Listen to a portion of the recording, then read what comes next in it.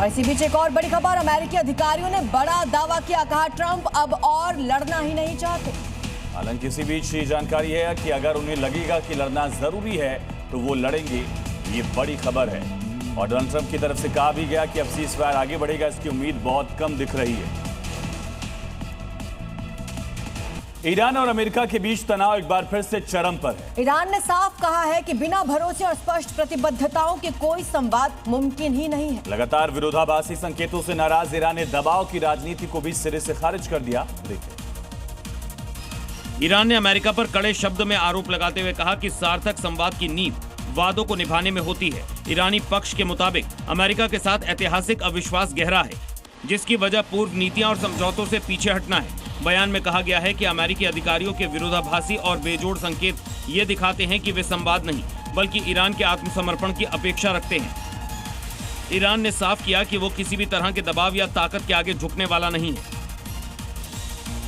और इधर ईरान के राष्ट्रपति का भी बयान सामने आया, उन्होंने चेतावनी दी कि हम सरेंडर नहीं करेंगे। पेजेश्कियान ने कहा कि ईरान ने झुकना सीखा ही नहीं है। पेजेश्कियान की तरफ से भी ये धमकी दी गई, चेतावनी दी गई, कहा हम सरेंडर नहीं करने वाले हैं।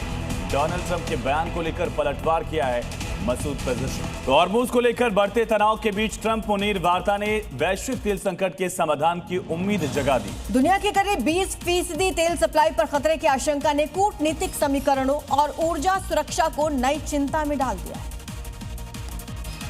एक पाकिस्तानी सुरक्षा सूत्र के मुताबिक फोन पर हुई बातचीत में अमेरिका के राष्ट्रपति डोनाल्ड ट्रंप ने पाकिस्तान के सेना प्रमुख आसिम मुनीर से हॉर्मुज की संभावित नाकेबंदी पर चर्चा की। ट्रंप ने कहा कि वे मुनीर की सलाह पर विचार करेंगे क्योंकि ये मुद्दा ईरान के साथ शांति वार्ता में बाधा बन सकता है। गौरतलब है कि वैश्विक तेल सप्लाई का करीब 20% हिस्सा इसी रूट से गुजरता है, जिससे इसकी रणनीतिक अहमियत और बढ़ जाती है। और इसी बीच बातचीत को लेकर ईरान की तरफ से बयान सामने आया, कहा धमकियों के बीच बातचीत नहीं होती है। कहा गया घेराबंदी थोपकर बातचीत नहीं। ईरान के स्पीकर गालिबाफ ने बड़ा बयान दिया, कहा युद्ध के मैदान में हम नए पत्ते खोलेंगे। तो ईरानी स्पीकर मोहम्मद बागेर गलीबाफ की तरफ से बड़ा बयान दिया गया, कहा युद्ध के मैदान में नए पत्ते खोलेंगे। ये भी कहा गया कि अब हम झुकेंगे।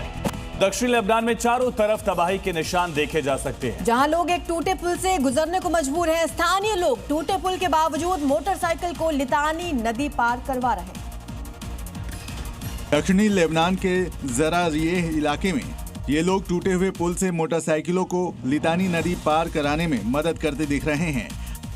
हालिया संघर्ष में इजराइल ने लितानी नदी के सभी पुल नष्ट कर दिए थे।